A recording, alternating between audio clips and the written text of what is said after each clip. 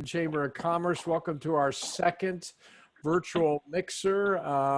Just glad you're here. It's good to see everybody. I hope you're all hanging in there. It's been a really rough 6 months, hasn't it? But we're hanging in there. We're trying to keep things going in a positive way, connecting you with new people so your businesses can grow. So that's what we're trying to do. And I want to just thank my staff for all they're doing. Yana, who's here, you can see her. She put all this together. We have Dawn, who does all our membership, and Susie, who does a lot of our virtual events and our virtual trade show. And she's also here. Kate couldn't make it today, so Kate does our finance and other special programs. So I want to just give them a big round of applause. It's been a real challenging 6 months, but we're making it work. So on that note, I'd like to introduce the chair of our board of directors, the one and only Randy Brown. Thank you, Steve. Thanks for that introduction. Well, I'd like to welcome everybody to our second virtual trip around town mixer. And as we navigate around this pandemic, the Chamber is really proud to promote our members with this new medium, this virtual trip around town, and it's a fun way. So we hope you enjoy it. So but before we get started and virtually walk around town, I would like to introduce Dawn because she's going to introduce our new members. Dawn. Hey, thanks, Randy, and good to see all of you. Hopefully someday soon we'll see each other in person, but for now this will work. So at this time, it is my honor to introduce our new members, and I've seen most of them out there, so I'm gonna start off. I didn't see Sal, but Sal, are you there with Calcoast Window and Door? Okay, I didn't see him come in, so we'll come back to him. What about Larry from Fusion 3? Are you out there, Larry? Hi, Don, I'm here. Larry is there? Hi, Don, I am here. Okay, perfect. Go ahead. Hey, thanks for having me. Thanks for the introduction. Glad to be on board. I'm representing Fusion 3 Salon, downtown Pleasanton. We've been there for 20 years now. And we were members of the Commerce, or Chamber, I should say, gosh, years ago. Don't know why we stopped, but coronavirus has brought us back. So hoping to learn from you all and share whatever I can. Thanks for having us. Thank you, Larry. And what's going on down there? Full service? Everybody can come in now, back to normal? Yeah, you know, we've had all of the PPE and precautionary things. We've got plexiglass between every station and shampoo unit, hand sanitizer everywhere, masks, the whole bit. We've had it all in place since May. Obviously, we weren't able to open back then, but we've been raring to go. So we are back full service, rocking and rolling like usual, and it's really good to see everybody's faces again. You know, somebody a moment ago was talking about human connection. It's amazing how much you miss each other and your customers, and there's just an amazing energy when you can be around people that you enjoy. Definitely, for sure. Well, we're so happy to have you back now. As women, and I guess men too, can get on Zoom without not having our picture because our hair will be done again in there. So we're happy to have you back in there. Thanks, Larry. And thank you. Shalaka, would you like to introduce yourself? We can't hear you, Shalaka. Oops, it's, no. Is it just me or? It's just, no, it's me too. No, we can't hear you, Schlock. I don't know your volume. Sorry. Here's that. Can hear you. All right. Can you hear me now? Do you? Barely, turn it up. Barely. If you turn it up a little bit, maybe. Talk now. Try. There you There go. you go. Much better. Yeah. All right. So my name is Shalaka. Thank you, Don and Chamber of Commerce for helping me with this and introducing me. I have a physical therapy clinic called TheraCure, which opened on September 1st. Not a great time to open, but I specialize in women's health, ergonomics, and orthopedic sports medicine. Okay. And would you been open the whole time? Because you're essential, right? Yes, I'm essential. So I'm open and I do telehealth or in person by appointment only right now. Shalaka, where are you located? Are you in Pleasanton or? Yeah, I'm on Moore Avenue. in Okay. Santa Rita. All right. Perfect. Awesome. Very good. Well, thank you. We're happy to have you part of our chamber here. I look Thank forward to working with you. Thank you. Okay, and next we have Anthony. I know he's here. Yeah, Anthony. he's got to mute. He's still muted. Yeah. Oh, There. Oh, unmute. unmute, Anthony. Yeah. There you go. There you go. Okay. You guys hear me? Yes. Yeah, I forgot I had it muted. Anyway, thanks for having me. Thanks for the introduction. My name is Anthony Charrier. I'm from Cocina, Mexico, here in Pleasanton, downtown. We've been there for a little over 6 years now, but I'm just now joined the chamber. So, yeah, hoping to learn and meet all you guys in person. And if you haven't tried Cocina Mexico's food, it's delicious in there. We've hounded them for that long because every time I would go in, I would say, Anthony, I feel like I'm cheating on my members. You have to become chamber members. So we finally came so I could take my mask. Well, I can't now take my mask off, but I can go in there and not hide. So thank you, Anthony. We really Yeah, no, thank you for your support. Okay, Yeah. and now we have Jennifer from Iron Horse Real Estate.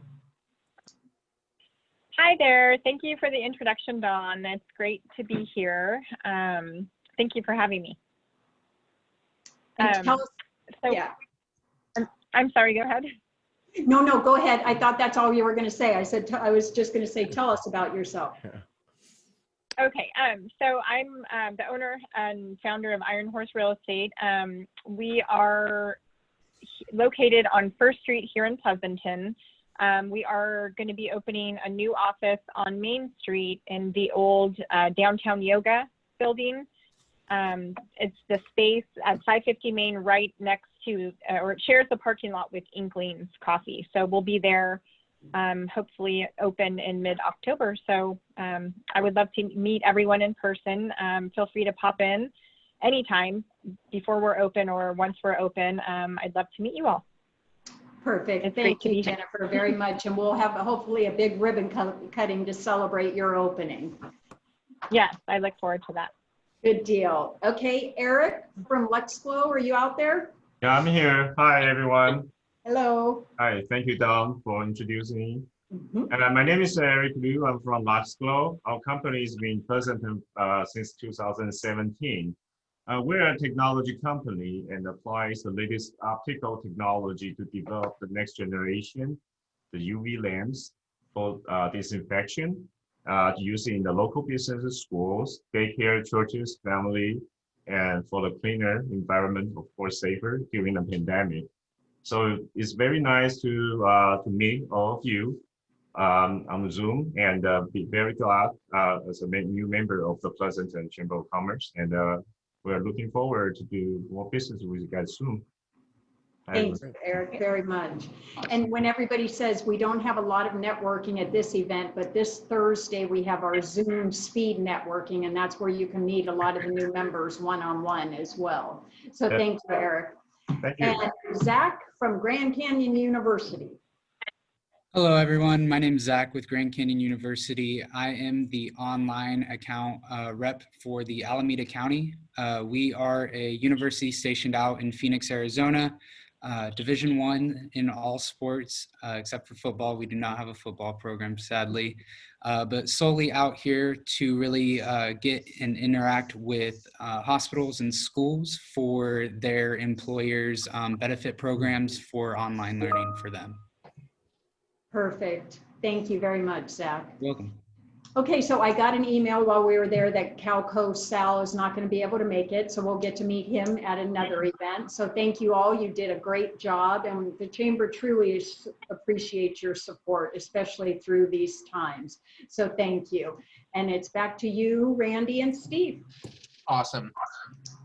Okay, great. Since we changed things up a bit, Randy, I think I've got the start on the next one. Yep. So again, I want to just echo Don's remarks. Thank you all for investing in our organization. We couldn't be doing things like this without it. So we appreciate it very much. And we look forward to seeing you in future virtual events. We're really pleased to have some really fun member guests with us today. And our first guest is, I'm not really sure. So what's up next? Randy, do you know? Well, we're going to go check out our friends over at Sunflower Hill. I'm really excited because this is a really much needed project here in Pleasanton. And I hear that they've been up to some really fun things, that they've got their new facility. It's ready for residents. So why don't you guys take it away and give us a tour? Hi, everybody. Welcome to Sunflower Hill at Irby Ranch. We're so excited. Woo! Our beautiful sign. Can you guys see that okay? We can. We can, yeah. So we're going to give you a sneak peek into the courtyard and show you our buildings and some things going on. So we're going to go for a little walk, okay? Nice. Sounds good. Great. So, and while we're walking, we'll just tell you a little bit about what's going on with Sunflower Hill at Irby Ranch. So as we're walking, you're seeing our community building from the outside. And I saw Lori Moffitt Felberg on the call, and this is a Dahlin Group design, and we could not be more thrilled. It is absolutely gorgeous. So congratulations, Lori, to you and your team. We expect residents to be moving in by the end of the month, which is incredibly exciting for us and so meaningful for the families. So our sincere thanks to the City of Pleasanton and the County of Alameda and all of our supporters for their incredible work. We just walked through the main gate and we're entering our beautiful courtyard. I'll let you go. So right here is our two-story residential building where our residents will be living. Behind that little black iron gate is our hot tub. And this is our courtyard. There's Edie, our awesome executive director. The inside of this is our community building, which includes a commercial kitchen, a multi-purpose room, a fitness room, maker space, restrooms, and offices. And then as we come deeper in here, this is our sport court. I hope you can see it okay because we're facing the sun. Yeah, we can. We see it great, yeah. But look at the bottom of our sport court. Can you see that? Oh, that's awesome. Oh, very cool. I just love it so much.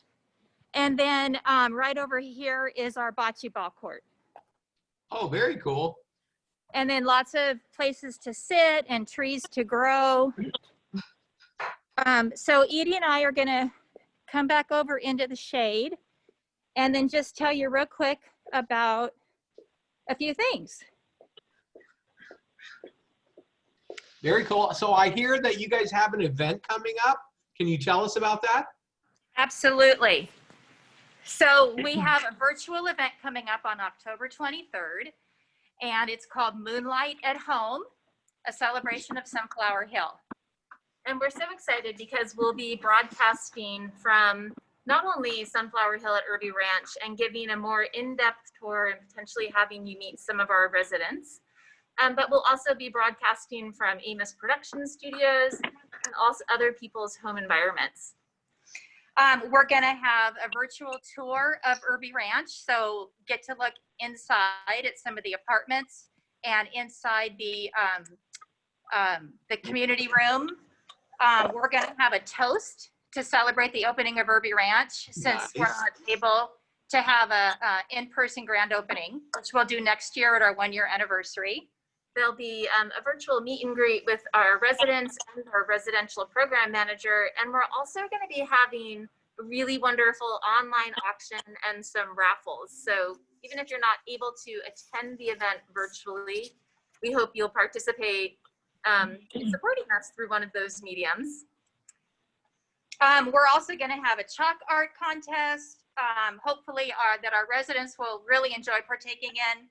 We're going to have entertainment from our celebrity MC, comedian Regina Stoops.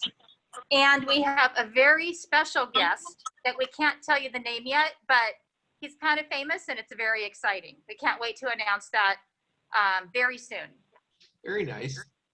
So there's a variety of ticketing options, and we strategically made the ticketing options affordable on many different levels. But the premier level ticket includes a meal delivered to your home from Fresh Catering, and Janeen can attest that the meal is outstanding.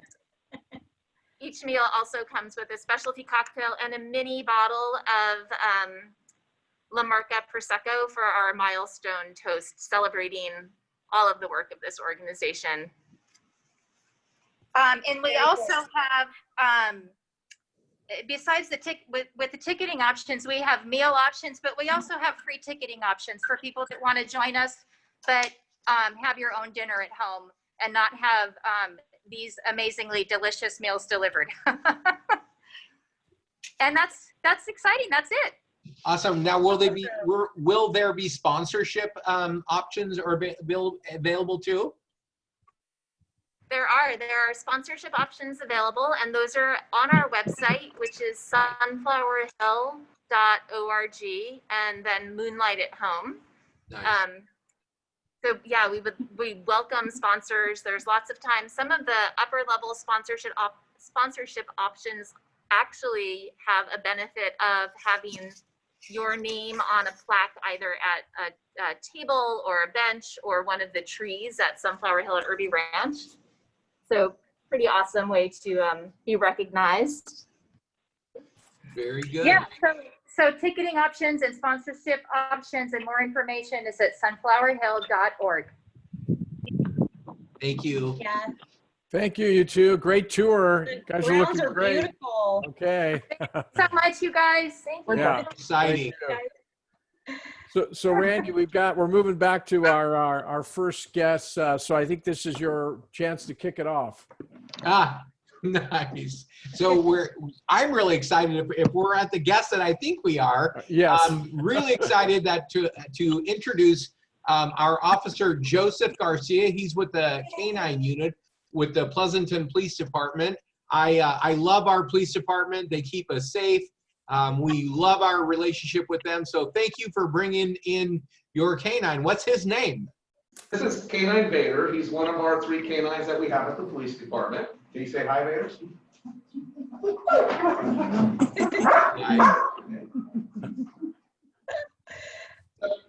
I'm Officer Garcia, as mentioned, and so I was told that I could come down here. We were going to talk a little bit about the K-9 unit. I am one of 3 K-9 officers for the police department. We have K-9 Vader, who I'm the handler for. We have K-9 Macho, who Officer Martins is the handler for. And we have K-9 Falco, who Officer Sheldon's the K-9 handler for. I've been in a law enforcement career for, I started when I was 14 as an explorer, and I got hired in 2000 with a neighboring agency as a community service officer. I'd always really had a strong desire to be out here with you folks in Pleasanton because I grew up right here in the Bay Area, not far from you guys in Fremont. And when I got out here, I've had the opportunity to be a part of our motor unit out here on the motorcycles. I was a motorcycle officer. I'm a field training officer, and I'm also one of your K-9 handlers.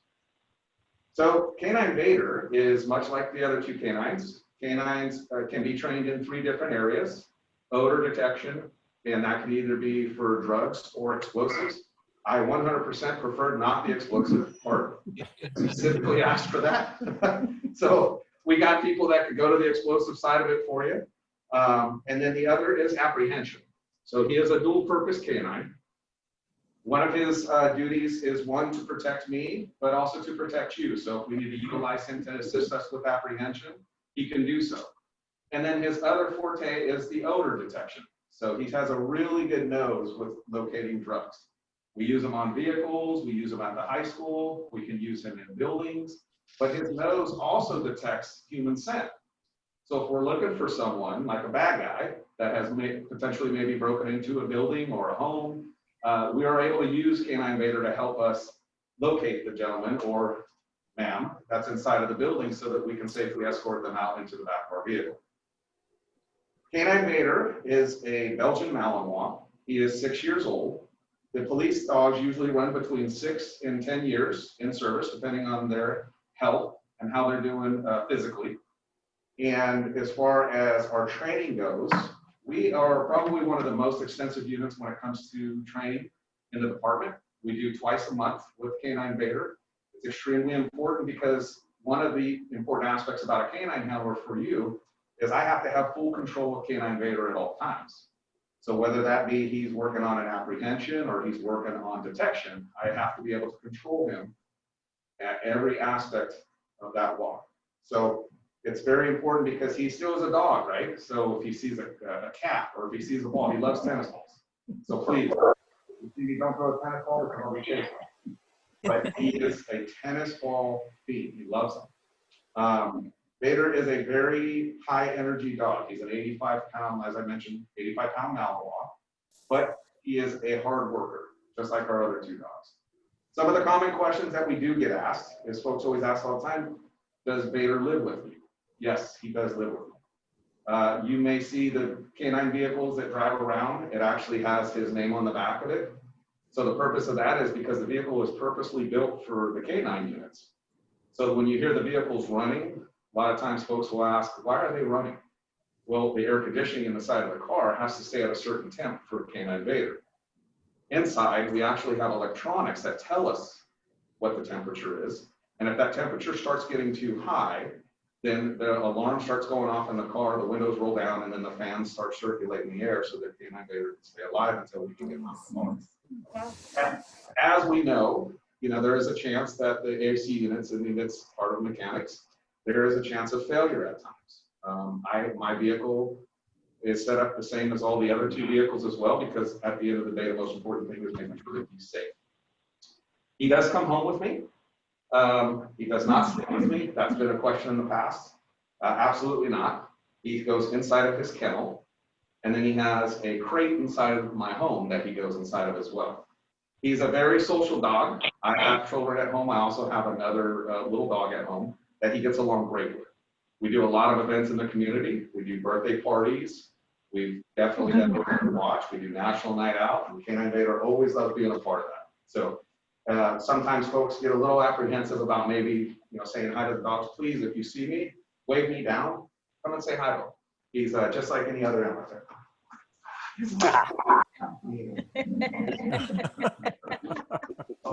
But he's also very disciplined.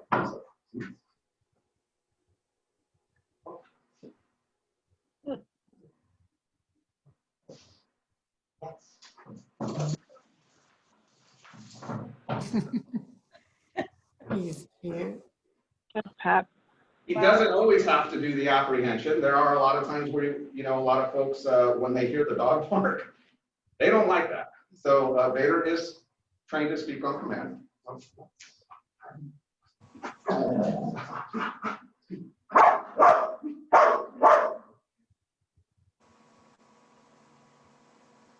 So with that all being said, I'd like to open it up to you folks to ask me if you have a few questions for me. Please. I have a question. Officer Garcia, this is Susie with the chamber. What do you do for birthday parties? So we come out on birthday parties. We actually do a nice little demo. We do have some goodies that we hand out to the community that is specific to the canines. When we do come out, we usually will line folks up on one side of the street. I'll go in front of them and we'll do a nice demo to see kind of a preliminary, like what you just saw right there, like just a snapshot, but we'll do a lot of obedience. I'm able to show them what Canine Vader's his capabilities. He's also extremely fast. So what we'll do is we usually set up about a 40, maybe 50-yard run, and then they can see how fast he is. Because he is a pretty big dog, but the kids always love, super fast. Oh, look at him run. And he goes after the tug toys. And then afterwards, what we do is we just do kind of a Q&A. Kids come up, they're able to pet them. They're able to really come over and see that the dog's not aggressive. So a lot of times I think there's a common misperception that the police dogs are very aggressive. And they're really not. They're really not. So it really depends on what his job is. Great. Very cool. I have a question about, you mentioned that, and I'm sorry, I'm Susan Hayes. You mentioned he's well known, or he's able to go into buildings after people that you want to apprehend who may be running from you. And you mentioned that he can smell the humans. Do you need something to give him to smell before you send him in, or does he pretty much, the person running the fastest is the one he needs to go after? That's a fantastic question, actually. So a lot of times what you're referring to is it's a scent, an article scent. And so what we do is we use that for a different situation. So a perfect situation that I would say we would utilize a scent from an article is a missing person. Because the missing person is not running. They're not dumping scent as they're running from their adrenaline, from their sweat. So we have to induce that. We have to artificially induce that to the dog so that he can get that smell. And so in that particular case, we use a harness, and then Vader will track. So wow. Building wise, that's why we train so much twice a month with the dogs. But building wise, Vader is trained to pick up odor. That odor is human odor.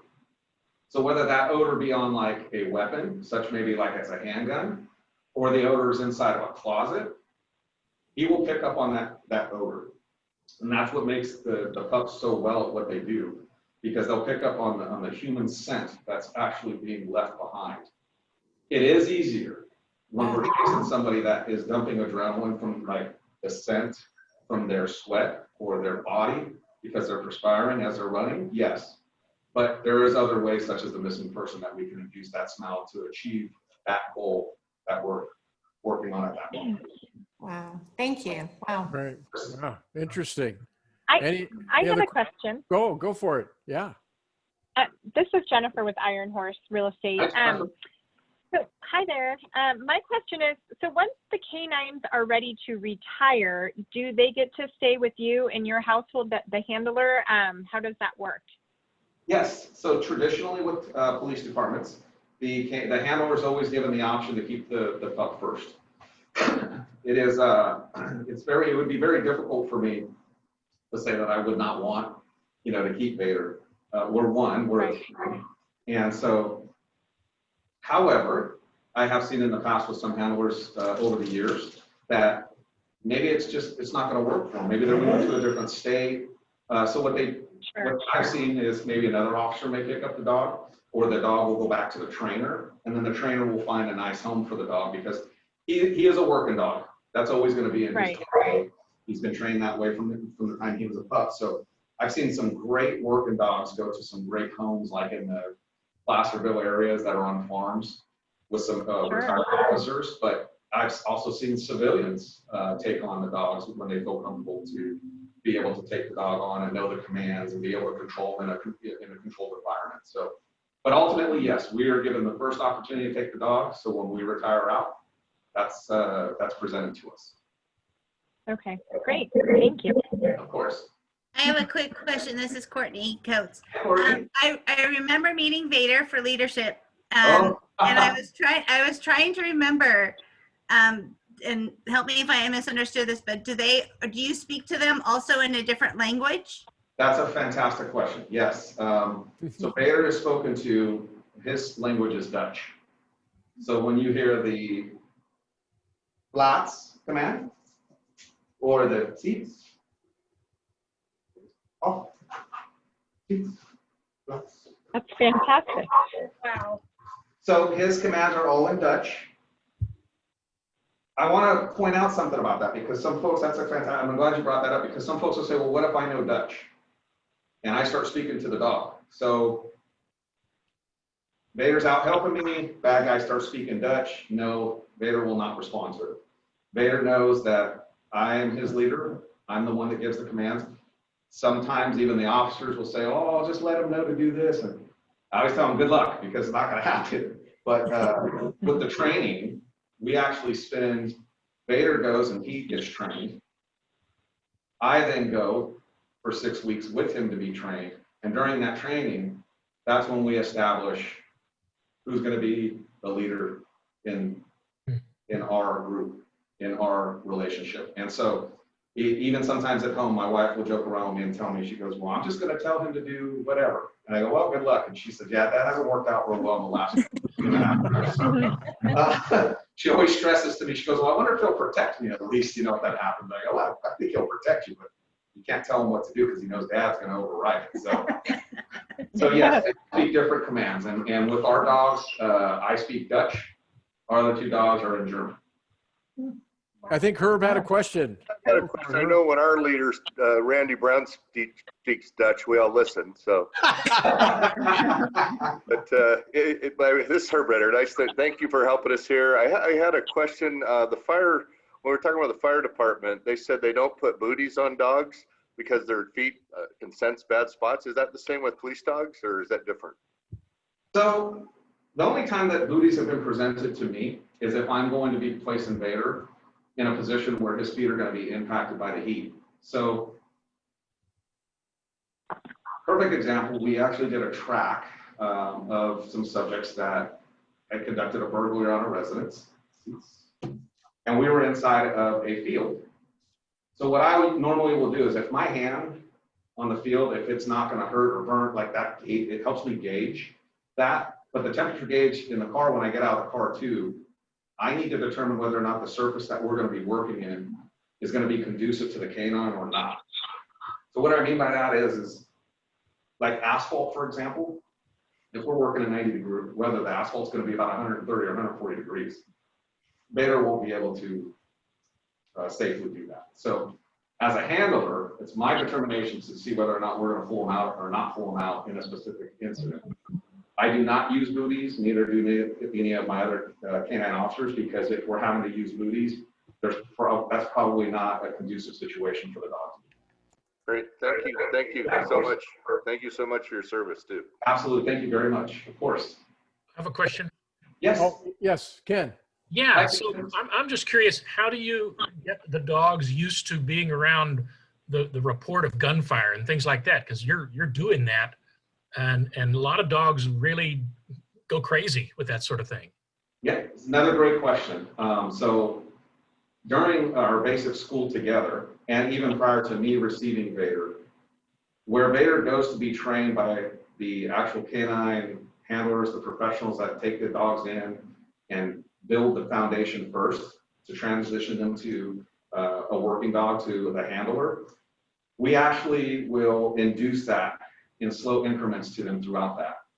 We may start off with artificial gunfire, such by like an amplifier or a radio, and then we kind of slowly increase that with starter guns. And then by the end of the training, we're actually using real gunfire because, and I'm really happy you brought that up, because there is going to be a time that Vader may be introduced to that. We don't want that, but we also don't want Vader, for the first time that it happens, to be in a non-controlled environment, such as out on the streets. So we will induce that slowly and periodically throughout the training. And at the end of the training, he is then introduced to every type of weapon that we could potentially be using in a situation that it's called for. So less lethal or even by sidearm. And we see how the dog reacts. We want to get their reaction. It's easier for us to correct it in a controlled environment than it would be as if we were doing it in the street. So Vader, he does not have a reaction to it. Some dogs have, and they work with them, and then they overcome it. But Vader under gunfire, like a lot of times when we have our range days, even throughout the year, I bring Vader with me and he sits inside the car so that it's still just a reminder for him that it's okay. This is part of our job. This is what we do. Wow. Right. Cool. Thank you. Thank you so much, Officer Garcia. I'm really glad you came in after we changed the carpet, because the odors in that carpet would have driven him crazy with all the things that have been spilled in that carpet. Yeah. Anyway, thank you for being here. You were awesome. And so was Vader. Of course, not a problem at all. Thank you guys for having me. All right. Well, good. So we're moving on to our next guest. Thank you. And I guess we're moving from dogs to the next best thing, or maybe the opposite, the real estate market. So we're, seeing some incredible numbers right now. Aren't we, Randy? Yeah, we certainly are, Steve. And, I'm really excited that we're going to have Dave Stark. Did you know that Dave is world famous for our local weather report here, our local forecast. I had no idea. Yeah, it's the world's famous real estate forecast, but it still is. Oh, well, welcome, Mr. Stark. Glad to have you. I am not Mr. Stark, but it is Mr. Stark's birthday today, so I'll be very happy to share with my dad, Mr. Stark, that you wish him a happy birthday. He is, I'm not good at math. He was born in 39, so that makes him 80.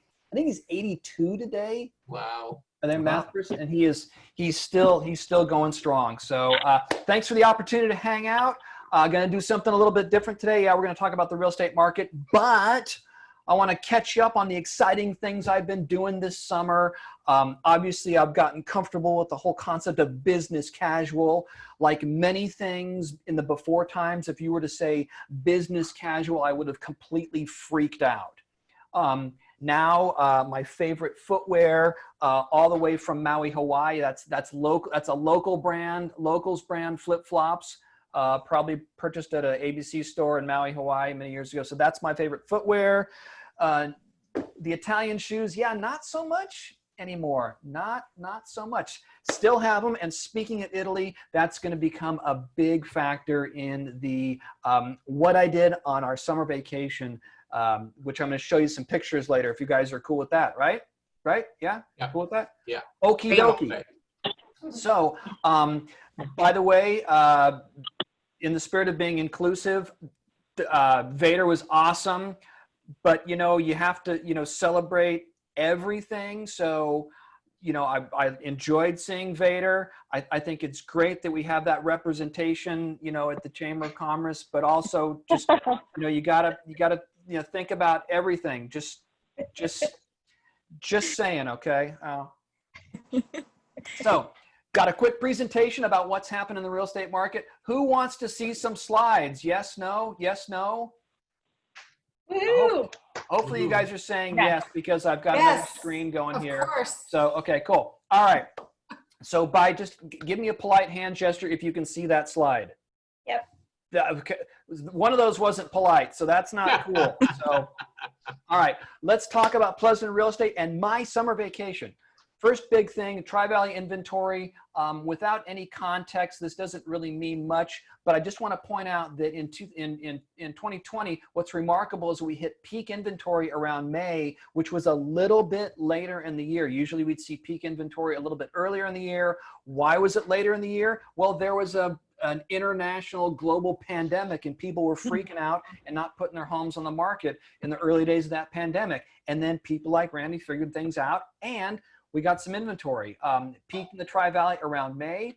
In Pleasanton, though, looking at this year compared with last year, this is the number of single-family detached homes that were put on the market on a monthly basis from January to the end of to where we are so far in August. And you can see we're way below where we were last year. But again, our peak inventory, not only is it below where we were last year, but it was also a month later.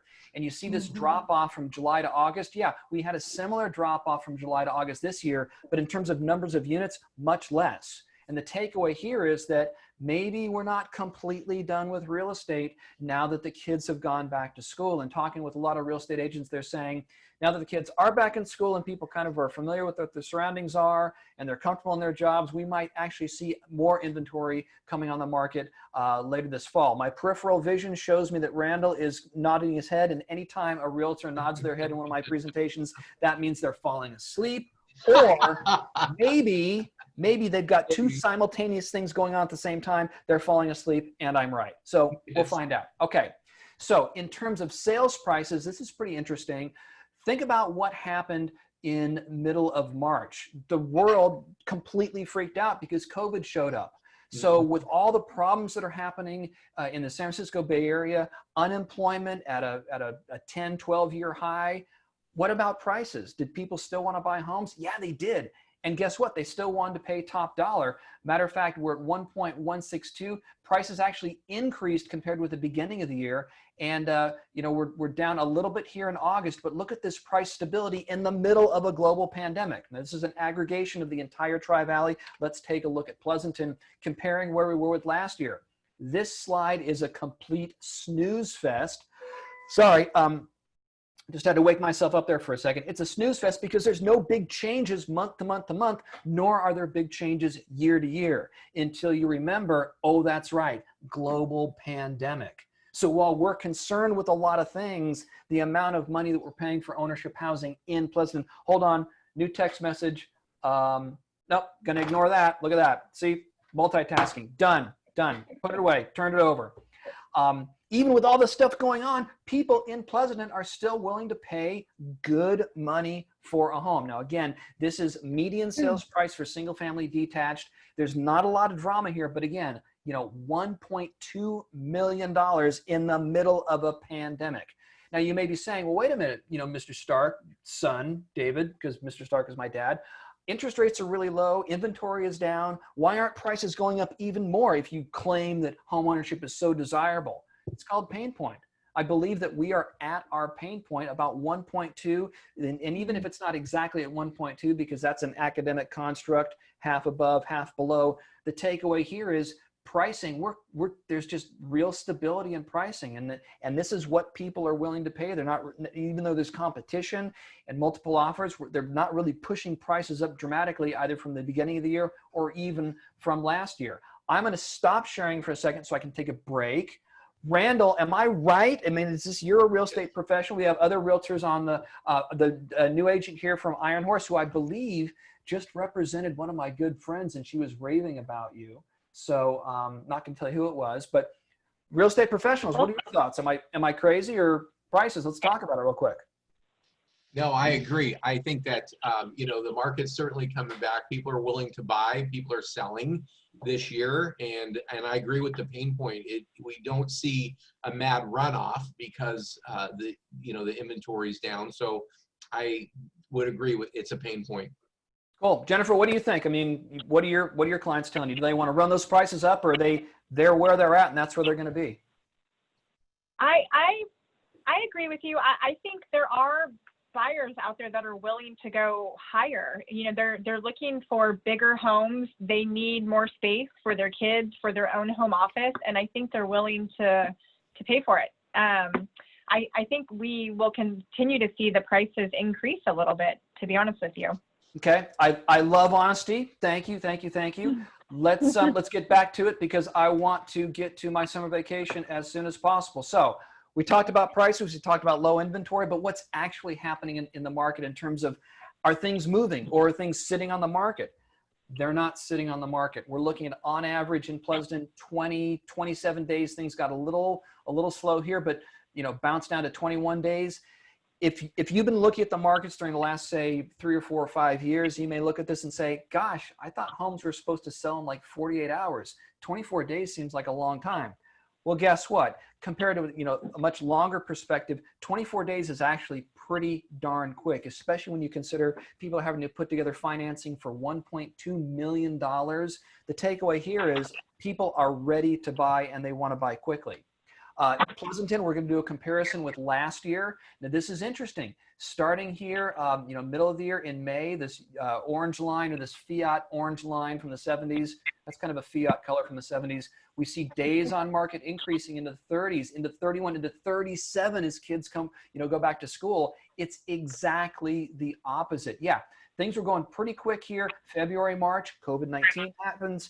People freak out. Days on market jump up to 38 days. That's a long time. But look at this. People want to buy and they want to buy quickly. June to July, July to August, 19 days. Wow. Things are moving quickly in Pleasanton and even faster than they were this time last year. So we talk about, you know, pricing, lack of inventory. Do people want to buy? One way to look at that is by pending sales. How many people are in the market? And you can see that the number of people throughout the Tri-Valley that wanted to buy homes plummeted from March to April, but massive rebound April to May, peaking at 452 in June, and then tapering off just a little bit, but still a lot of people are in the market in the Tri-Valley. Looking at Pleasanton, this is also fascinating. We saw that pending sales were just kind of lurking along here in June, July, August, but foot on the gas starting in May, up to June, 82 people putting in offers, wanting to close, drops down to 71, but we're right back where we were in August, just about, within a unit from last August. And what was different about this August from last August? Global pandemic, but people are still in the market. They still want to buy homes, specifically in Pleasanton. Okay, last thing I want to talk about before I get to those vacation pictures. You guys ready for vacation pictures? Yeah. I mean, it's a big buildup. I better have something special to share. This is just going to be like a total, loser thing. Actual sales activity, aggregation of the Tri-Valley, peak sales in July, which is 2-3 months typically later in the year than what we would experience during the normal times. So the homes are out there, people are buying them. What did it look like in Pleasanton? Wow, holy disconnect, Batman. I don't think he ever said holy disconnect, but I'm going to say it. Look at this. In July last year, 60 homes sold. This year, almost 100. That's a massive delta, especially considering the differences in inventory. Yeah, we had a drop off from July to August, but we're still almost right in there in terms of actual home sales. And the big difference, once again, global pandemic. But apparently people that wanted to buy homes in Pleasanton didn't get that memo about the global pandemic because they are still buying homes. Big takeaway about this is that, I don't mean to sound insensitive to folks that are suffering, because there are a lot of people through more than a decade ago. This is a different kind of a financial crisis. It's not affecting everyone the same. And again, I don't mean to be insensitive, but let's face it, there are still people that have jobs that have been waiting to buy housing for a long time. They wanted to get into home ownership. They wanted to get into home ownership here in Pleasanton. And guess what they're doing? Anyone want to guess? Buying homes. They're buying homes. Yeah, they're buying homes. They may not be running up prices, double-digit price appreciation like we saw, 6-7 years ago, but they're still buying homes at historically high levels. So that's what I have to say about that. Let me see if I can flip some more switches here subtly. Ran through this very quickly. If you have questions about what's going on in the markets, give me a call. Hey, Dave, I got a question. Yes. Hey, are the buyers coming from out of Pleasanton? Are they moving up buyers or moving down buyers that do sales?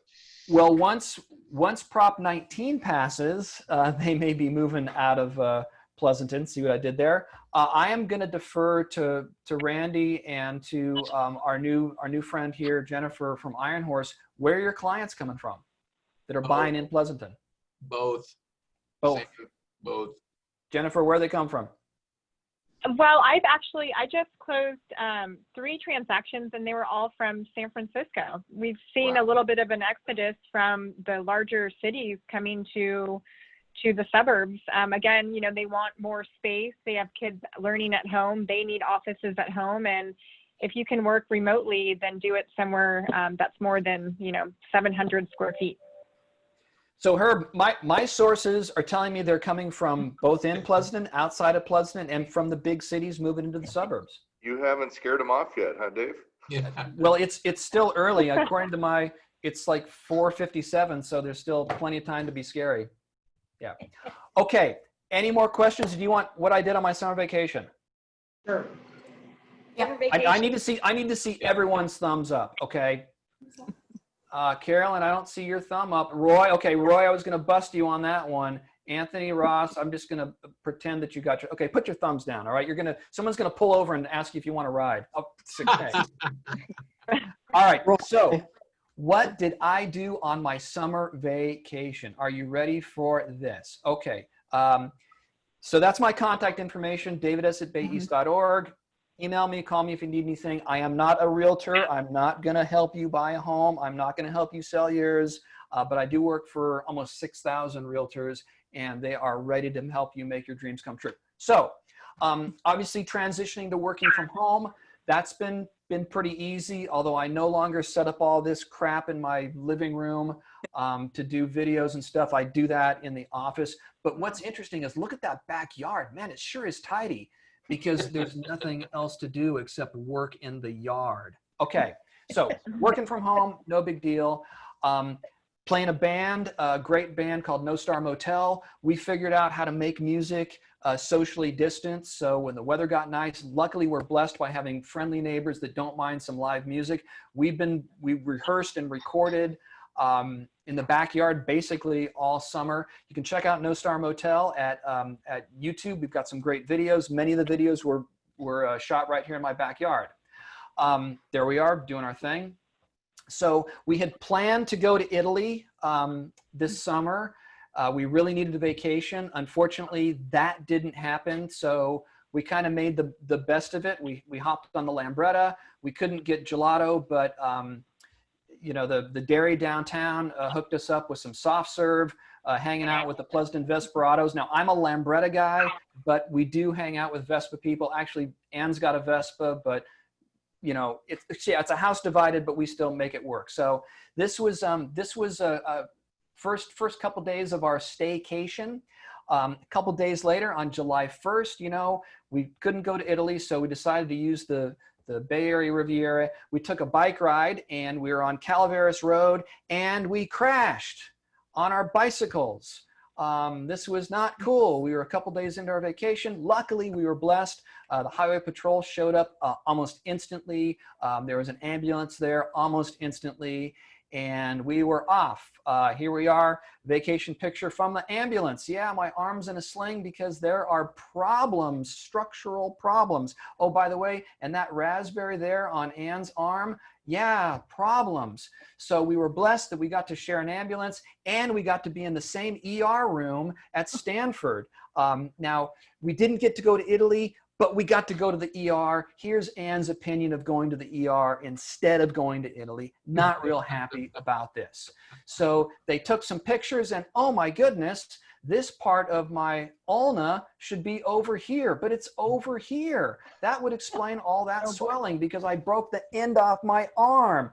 Ouch. So it's all good. They discharged us. This is what it looks like when you get discharged during COVID-19 and you've been riding your bicycle. Yeah, it's a good look for some people. So fast forward a few days, I get surgery on my elbow. They cut me open. Why did they cut me open? Because they put in a piece of titanium and 8 screws. That's right, 8 screws. There are 8 screws in there. Yay me, okay? So I'm no longer Iron Man. I was never Iron Man. I'm Titanium Man. That's what I'm talking about, okay? You know, Stark, and it wasn't funny the first time. Okay, good news, I didn't have coronavirus because they did a test before the surgery. So yay, I got titanium. I didn't get COVID, at least back then. So I got that going for me. Meanwhile, it wasn't just me that got hurt. Anne got hurt as well. Remember that raspberry? Well, guess what? She broke her collarbone. Show me on the doll. She does here. She broke it right there. And with a collarbone, you pretty much just leave it alone and it heals by itself. Well, guess what? After 6 weeks of that expression, it wasn't healing. She got an operation too. So she was rocking and rolling with this collarbone bouncing around. Oh, it's going to get better. It didn't. So she got a titanium plate also with 6 screws. Now, am I bragging that I got 2 more screws than she did? Yeah. Anyway, so we got hurt, but it hasn't really slowed us down. We've continued to do workout outside. There's Anne with her broken collarbone after the surgery. We've been working out. There's my COVID-19 beard, you know, still trying to make the best of it. I was able to do some work on my little Ducati. I've been riding that around town. A Pleasanton police officer pulled me over on this bike a few months ago because the headlight wasn't working. It's Italian from the 60s. Had a great conversation, got to bond with him. Really cool. There's a selfie somewhere. I've been enjoying, you know, hopping on the Lambretta, going downtown. I hope Bill's Cafe is a chamber member, or I've just really embarrassed myself, making the most of the resources that we have here. There's the beautiful backyard because we can't do anything else except make the yard look nice. There's the view out my office window. It's gorgeous. And even with her arm in a sling, we still cruise around town on the Lambretta. We're very, very blessed. I mean, that's the one thing that this whole incident taught us is just how blessed we are to live in a great town, to have access to to great food. Just one more time. Yeah, that is the Mexicali Benedict, but no eggs. I put tomato and avocado on there instead. It's fantastic, and does the Greek scramble. We take the leftovers home on the scooter. We're just really blessed that even though it's bummer summer, we live in a great community. Bottom line, that kind of sums it up. It's all good. It's all good. So that's what I did on my summer vacation. Way to go, Dave. Yay, Dave. Oh my God. You ready to give up those clip-in shoes yet on your bike? You know what? It happens. So we were drafting. There was 3 of us. And our friend who we race motorcycles with and ride with for years, she pulled around in front to do her pull. And as soon as she got in front, she low-sided. And there was, I mean, I've been riding road bicycles for 25, 30 years. This is the first wreck I've ever had on a road bike. Mountain bikes, yeah, lots of wrecks. But this is the first wreck on a road bike. I'm not going to give up the clipless pedals, but I think I'm done drafting. It's like, no, I'll just, you guys, you stay up there like 50 feet, 75 feet. Yeah. Yeah, I'll be back here. Because here's the deal. On the motorcycle, helmet, leathers, back protector, gloves, boots, the whole thing. On a road bike, helmet, gloves, underwear. Yeah. So be careful on those bicycles, okay? Yeah. Thanks, y'all. Thank you, Dave. Thanks, Dave.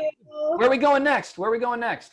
Well, we're going to talk about what's coming up next with the Chamber. We have a speed networking meeting coming on Thursday from 2 to 3. Register online, network with people on a one-to-one, great benefit membership.